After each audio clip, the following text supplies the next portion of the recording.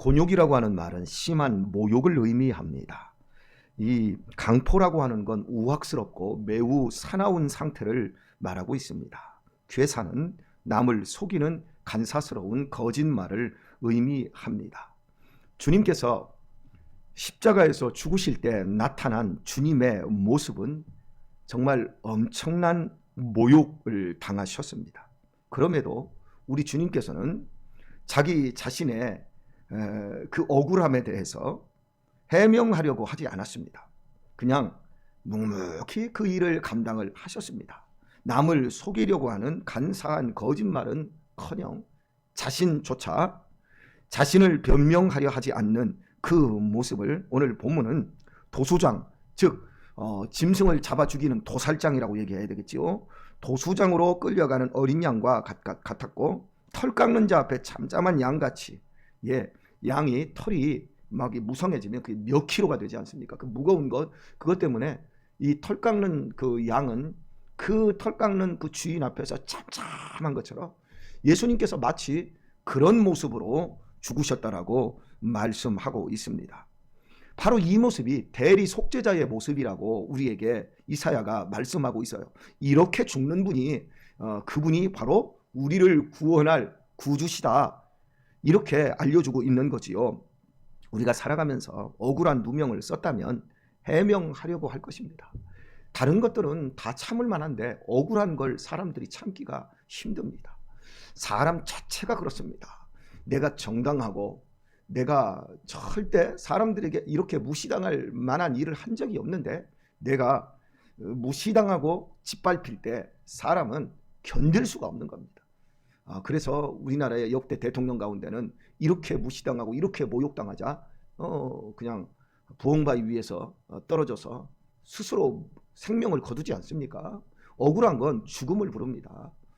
그런데 이 죽음을 부를 때 이 억울한 걸 해명하려고 막 자꾸 말을 하잖아요. 그래서 아니라고 말을 하려고 하는데 말이 통하지 않으면 그때는 어떻게 하지요? 강력하게 항의하지요. 막 고함을 치면서 당신들이 니네들이 니까지 것들이 막 이러면서 나중에는 이제 악다구니를 하는 우악스럽고 사나운 모습을 나타나게 되어지죠. 죄송하지만 저는 권사님 두 분이 싸우는 걸 봤어요. 그것도 교회 연관에서. 그때 제가 그 싸우는 그 모습을 볼 때 나이가 이제 30대 초반이었습니다. 그런데 나중에 딱 싸우는데 얼마나 우악스럽게 소리 지르고 막 하다니 나중에는 이 니은 저 니은을 찾으면서 결국에는 머리끄댕이를 잡았어요. 그리고 머리끄댕이를 잡고 그 현관에서 막 그 바닥에 패댕기 치고 막 넘어져가지고 둘이 머리끄댕이를 딱 잡고 서로 안 놓는 그 모습을 저는 어린 시절도 봤거든요. 동네 우물터에서 동네 아줌매들끼리 싸움이 붙었는데 머리끄댕이를 잡고 막 하다가 머리끄댕이 한 콤 나중에 뜯겨졌는지 빠졌는지는 몰라도 이렇게 싸우는 걸 교회나 우물터나 똑같다라는 걸 제가 보면서 제가 얼마나 소름이 끼치는 줄 몰라요. 그래서 제가 우리 권사님들 웬만하면 비유를 안 건드리려고 하는데 저는 뽑으면 내일부터 설교 못 나와요. 머리도 얼마 없어서. 좀 순 많은 사람들은 좀 뽑혀도 되지만 저는 뽑히면 안 되거든요. 사람은 이렇게 평소에 이 권사님들이 얼마나 상냥하고 얼마나 친절한 분들이었는지 몰라요. 근데 싸우는 모습을 보면서 저는 배운 게 있습니다. 사람은 다 거기서 거기다. 아무리 배웠고 아무리 가졌고 아무리 점잖 빼고 얌전한 척 해도 저 억울한 거 그거 못 참으니까 결국에는 저 머리끄댕이 뽑는데 야, 목회 잘해야 되겠다. 나 자칫하면 머리끄댕이 뽑히겠다. 이제 이런 것들을 배웠습니다. 우리 여기 권사님들 조심하세요. 뭐 우리 강은희 집사님도 나중에 권사님 되지 않겠습니까?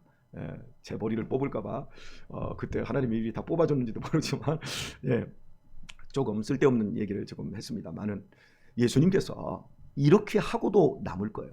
내가 지금 누구 때문에 죽는데 너희들 때문에 죽는데 너희들의 죄를 짊어지고 너희들의 질고를 짊어지고 내가 이렇게 모욕당하고 멸시당하고 무시당하고 이렇게 짓밟히고 내가 이렇게 죽는데 너희들이 희낙낙거리며 너희들이 나를 이렇게 모욕을 줄 수 있느냐 내 백성이. 여러분 이게 관점이에요. 내 백성이 오늘 본문을 보게 되어지면 7절을 보면 그가 곤욕을 당하여 괴로울 때에도 그 입을 열지 아니하였으며 이 얘기를 왜 써놨냐면 열어야 당연한 얘기예요. 열어야 된다는 얘기예요. 그런데 열지 않았기 때문에 당연하지 않은 걸 이 예수님은 당연한 것처럼 하셨기 때문에 이 말씀을 쓴 거예요. 여러분 신앙생활할 때 당연한 것 당연한 대로 신앙생활하는 건 그건 별로 안 알아줍니다. 당연하지 않습니다. 내가 참아야 되지 않습니다. 그런데 참는 걸 하나님이 그 당연하지 않은 것 그걸 하나님이 알아주시는 거예요. 너희들끼리만 사랑하면 그거 뭐가 가치 있겠냐. 그건 이방인들도 하지 않느냐. 내가 너희에게 요구하는 건 뭐냐. 사랑할 수 없는 사람들도 사랑해 주는 것. 심지어 너희를 미워하고 너희를 싫어하는 사람들까지도 너희가 사랑할 때 너희가 내 제자가 되는 것 아니겠느냐. 여러분 당연한 신앙생활을 넘어서 당연하지 않은 신앙생활을 꿈을 꾸고 그 신앙생활을 할 수 있게 되기를 축복합니다. 제가 입양을 한 아버지로서 당사자로서 사람들에게 이렇게 이야기를 합니다. 근데 생각은 상식적으로 나도 하고 싶어요. 그런데 하고 싶다라는 것까지는 당연해요. 그런데 거기서 더 넘어가지를 못해요. 어떻게 저 같은 사람이 그걸 할 수 있어요? 아니, 할 수 있어요. 당연한 것에 탁 묶여가지고 시각이 묶여 있는 거예요. 사랑하는 여러분, 우리의 삶은 우리의 시각을 넘어가지 못합니다. 이 의미를 여러분 잘 생각해야 돼요. 자, 보세요. 어떤 사람은 나는 물만 먹어도 살찐데 그게 그 사람의 믿음이에요. 그 사람의 시각이에요. 나는 물만 먹어도 살이 쪄. 그래서 그 사람은 자기의 말이 자기의 몸을 깨우고 그 몸이 반응을 하는 거예요. 저는요 저녁에 먹으면 속이 얹혀요. 예, 100% 얹혀요. 그래서 밤에 안 먹어요. 그게 제 믿음이자 제 몸이 된 거예요. 오늘 우리들이 생각하는 이 구조를 가만히 들여다보면 당연한 틀 속에서 당연한 말을 해. 여러분 하나님의 말씀이 믿겨져요? 난 안 믿겨져. 당연히 안 믿겨져. 그 사람은 죽어도 못 믿는 거예요. 그런데 안 믿겨지는데 내 마음을 들여다보다 보면 믿겨지는 사람이 있어요. 믿겨지는 그것이 그 사람의 삶의 결과로 결국 나오게 되어 있는 거예요. 사랑하는 교회 여러분, 우리의 생각의 구조 속에서 우리의 틀이 무엇인가를 보십시오. 여러분 주변에 난 물만 먹어도 살찌는 사람 틀림없이 살찝니다. 그런데 물만 먹어서는 살 안 쪄. 자, 맛있게 먹으면 되지. 김동래 권사님 보세요. 맛있게 먹으면 되지.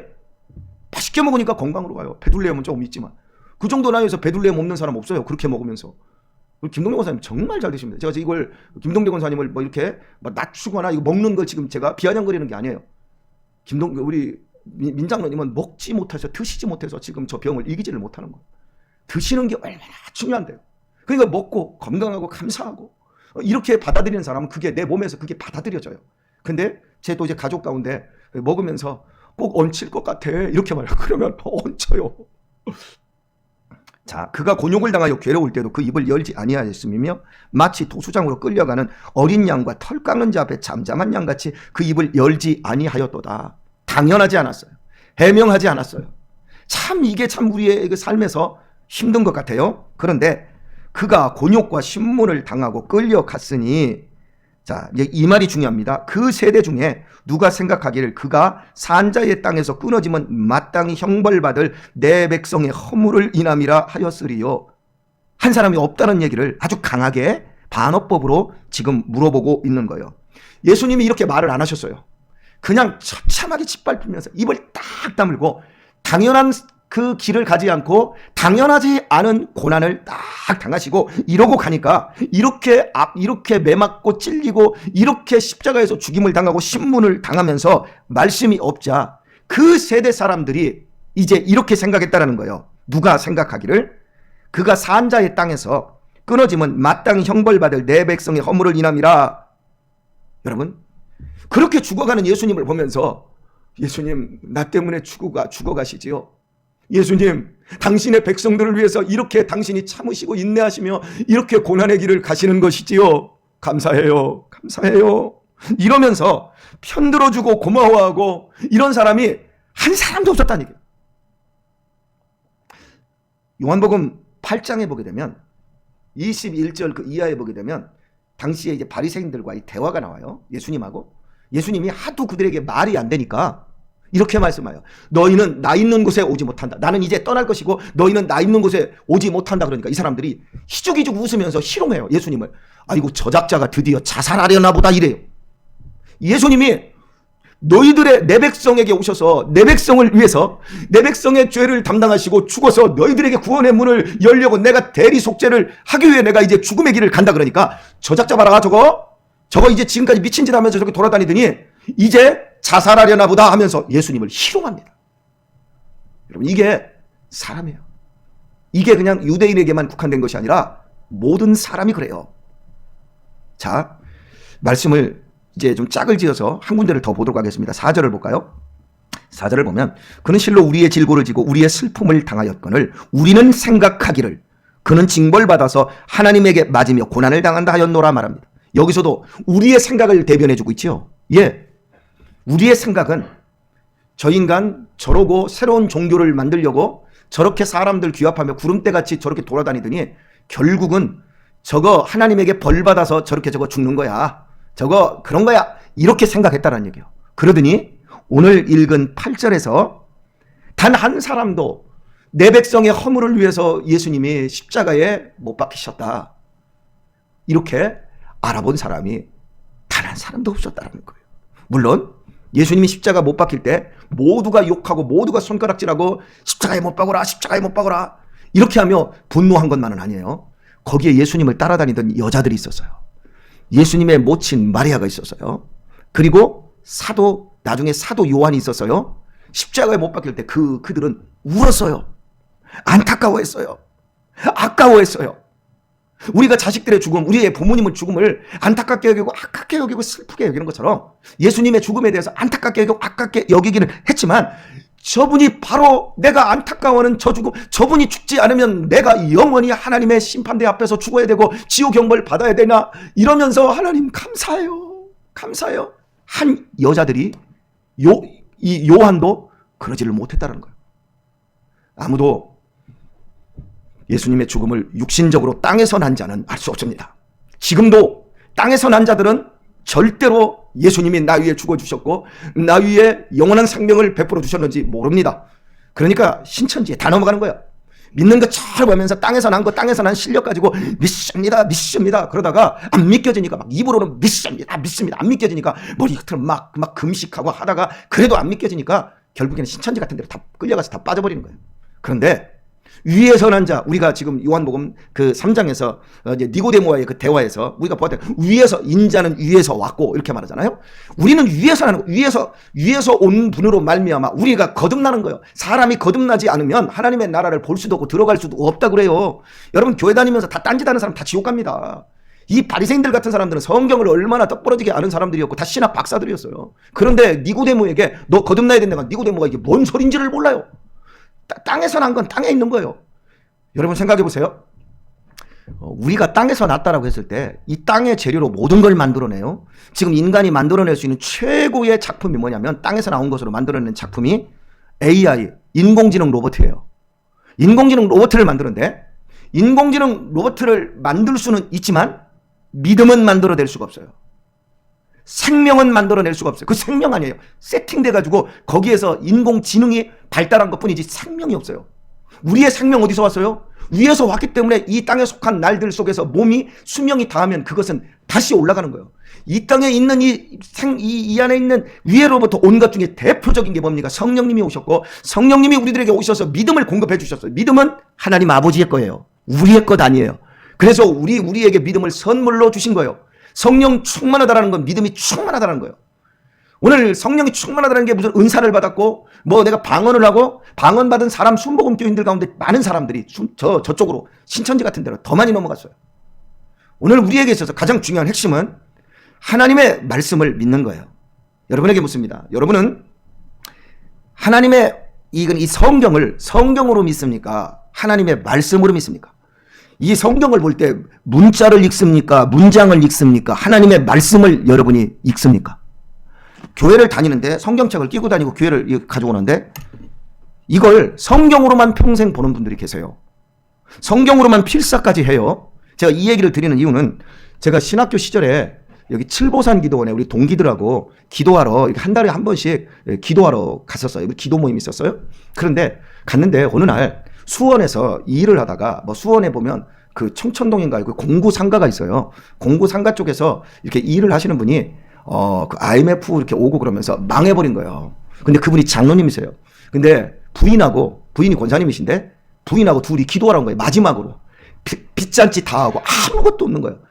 여러분 이게 믿음의 사람이 가진 저력이에요. 아무것도 없을 때 사람들은 자살하기 위해서 산을 올라가든지 건물 올라가든지 한강다리로 갑니다. 근데 이분들은 마지막으로 한번 하나님 앞에 매달리고 기도하기 위해서 거기 오신 거예요. 그래가지고 우리하고 같이 이제 이야기를 하게 되었는데, 여기 이제 우리가 들어가서 같이 이제 금요일에 기도하고, 그리고 나서 이분들은 거기에서 하나님에게 응답받을 때까지 거기서 이제 집도 빚잔치에서 아무것도 없으니까 그래가지고 거기서 계속 기도하겠다고 하더라고요. 그리고 나서 우리가 한 달 정도 지나가지고 한 달 만에 또 갔는데 여전히 거기 계신 거예요, 기도하러. 그런데 장로님이 달라져 계세요. 그러면서 우리한테 전도사님들 그러면서 내가 드디어 내가 깨달았다고, 그러면서 뭘 깨달았냐 그랬더니 이 양반이 하는 말이, 성경은 하나님의 말씀이고 예수님은 하나님의 말씀이라는 걸 깨달았다고. 그죠? 옛날에는 말씀 아니었나요? 그랬더니 옛날에는 그냥 성경으로 알았다고. 그냥 하나님의 책으로 알았다는 거죠. 여러분, 이것도 맞는 얘기예요. 성경으로 아는 것도 믿음이에요. 그런데 이걸 예수님 하나님의 말씀으로 알았고, 내가 지금까지 내가 성경을 하나님의 말씀으로 못 믿었다라고 얘기해요. 그러니까 그분의 논리는요, 아예 100% 하나님의 말씀이신 성경을 안 믿었다는 얘기가 아니고, 이분의 주장은 이 성경을 교리로 믿었다라는 거예요. 그러니까 예수님을 믿으면 구원받고 영생을 얻고 하나님의 말씀대로 살면 복받고 이런 게 알았는데, 그거보다도 더 큰 차원으로 하나님의 이 성경이 그냥 하나님의 말씀으로 믿겨지는데, 이게 하나님의 말씀이라고 한다면, 이게 깨달아지고 이렇게 하나님이 나를 말씀으로 인도하신다면 내가 앞으로 아무것도 없지만 살 길도 하나님이 열어주실 것입니다. 이게 믿어진다는 거예요. 여러분, 여기까지 가야 되는 거예요. 저는 그때 그분이 얘기하는데 이걸 못 알아들었어요. 전도사인데. 성경은 성경이고 성경 하나님의 말씀이지 뭐 대단한 거 깨달았다고 왜 저랑만 저렇게 난리쳐? 이제 제가 속으로 그리 생각했어요. 그리고 나서 세월이 지났어요. 그리고 제가 그분 정도의 나이가 됐어요. 이제 알겠는 거예요. 제가 우리 애들에게 같이 성경을 저녁에 읽습니다. 우리의 최고의 기쁨은요, 제가 기분이 이렇게 업돼 있을 때나 시간이 딱 날 때, 야, 같이 성경 읽자. 아들들하고 앉아가지고 성경을 같이 읽는 거예요. 그리고 나서 성경 읽고 나서 얘기를 좀 나누는 거예요. 그리고 나서 제가 이제 애들 잠자기 전에 아직도 제가 책을 읽어줍니다. 그런데 애들한테 성경을 읽으면서 느끼는 것만 하면, 애들은 성경을 문자로 읽어요. 우리 지금 유아는 성경을 글자로 읽어요. 야, 이 자식아, 조사 똑바로 읽었나? 은을 갖다가 마 을로 읽건마, 이를 갖다가 은으로 읽고 그러지 말고 똑바로 또박또박 읽어. 그래요. 그런데 이제 읽잖아요. 읽고 나서 뭐 읽었어? 그러면 유아는 말을 못해요. 읽기를 읽었는데 글자만 읽은 거예요. 근데 이제 유민이랑 막 얘기해봐. 그러면 막 얘기해요. 그리고 나서 이제 유신이는 여기에 읽은 걸 막 얘기를 해요. 내용을. 예. 그 다음에 아주 결정적으로 뒤에서, 오늘 내가 이걸 읽고 나서 난 이런 걸 느꼈어요. 이런 걸 깨달았어요. 하나님의 말씀으로 받는 데까지 가는 거예요. 우리의 죄라고 하는 건 하마르티야, 빗나갔다라는 거예요. 생각이 빗나간 거예요. 이 사람들 보세요. 다 생각이 빗나갔어요. 예수님이 나를 위해 대리속죄 하시는데 그거 저거 저 천벌 받고 있는 거야. 내 백성을 위해서 죽는데, 내 백성을 위해서 저렇게 주님이 죽어가시는구나, 감사해. 이런 사람이 단 한 사람도 없어요. 근데 우리가 지금 믿고 있어요. 우리의 생각 속에 예수님이 나의 구주세요. 어떻게 이게 가능해요? 위에서부터 하나님이 우리에게 영원한 걸 허락해 주신 겁니다. 하나님의 말씀을 우리의 삶의 생명으로 떠받드시고, 이 말씀이 여러분의 즐거움이요 인생의 양약이 되시고, 이것이 우리의 소망이 되고, 이것이 우리의 기쁨이 되고, 이것이 우리의 예수님이 되는, 이것이 우리의 가정의 행복이 되는 놀라운 복음이 여러분의 것으로 누려지시기를 우리 주 예수님의 이름으로 축원합니다.